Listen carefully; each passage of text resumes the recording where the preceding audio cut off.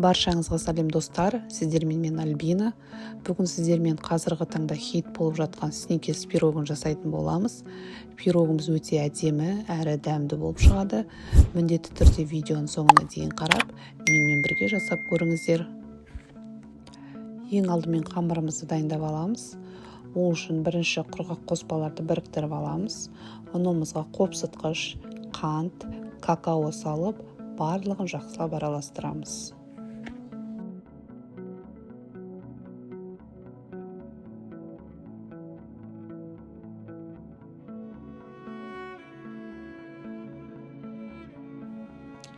Одан соң жұмыртқамыз бен бөлме температурасындағы сары майымызды қосып, жұмсақ қамыр илейміз.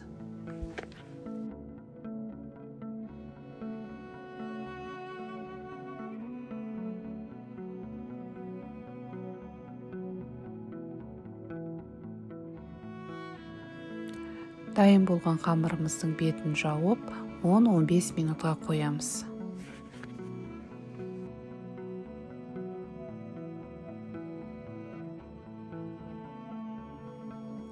Он 15 минут өткен соң 26 диаметрлік формамызға қамырымызды салып, қолымыздың көмегімен формаға жан-жағына жасай отыра жайып шығамыз.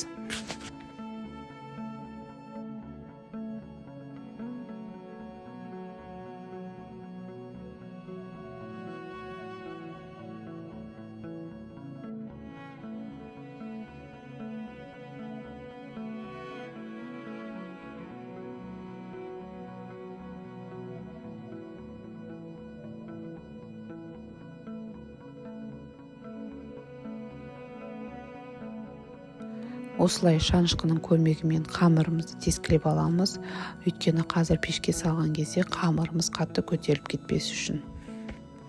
Қызып тұрған пешке 180 градусқа 20-25 минут аралығында пісіріп аламыз. Қамырымыз пісіп дайын болды, қамырымыз суығанша салмасын дайындап аламыз. Салмасына қажетті ингредиенттер: вареная сгущенка. Вареная сгущенка таңдаған кезде сапалысын таңдаңыздар. Сапалысын таңдасаңыздар, пирогтарыңыз өте дәмді болып шығады. Және менікі мына жерде тұзды арахис қостым. Өте дәмді болып шығады. Тұзды арахис қоссаңыздар, жақсылап бәрін араластырып, біріктіріп аламыз.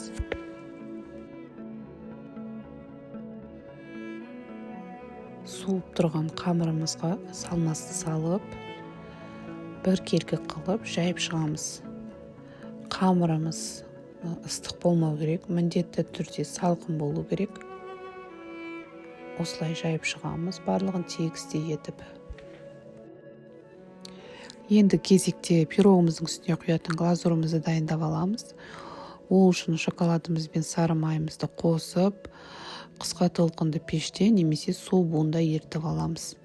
Мен қысқа толқынды пеште ерітіп алдым шоколадымды. Әр 20 минут сайын ашып, араластырып, қайта салып, қайттан араластырып, солай 3 рет қайталап шоколадымды ерітіп алдым. Енді дайын болған глазурымызды пирогымыздың бетіне құйып, бір келкетіп жайып шығамыз. Глазурымызды жағып болғаннан кейін тоңазытқышқа 1 сағатқа салып қоямыз. 1 сағат өткеннен кейін тоңазытқыштан пирогыңызды алып, кесіп, дастарханыңызға ұсына берсеңіз болады. Пирогымыз өте дәмді, ерекше болып шығады. Сіздерге ұнайтынына сенімдімін. Міндетті түрде осы рецептпен жасап көріңіздер.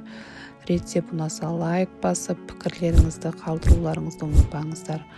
Астарыңыз дәмді болсын.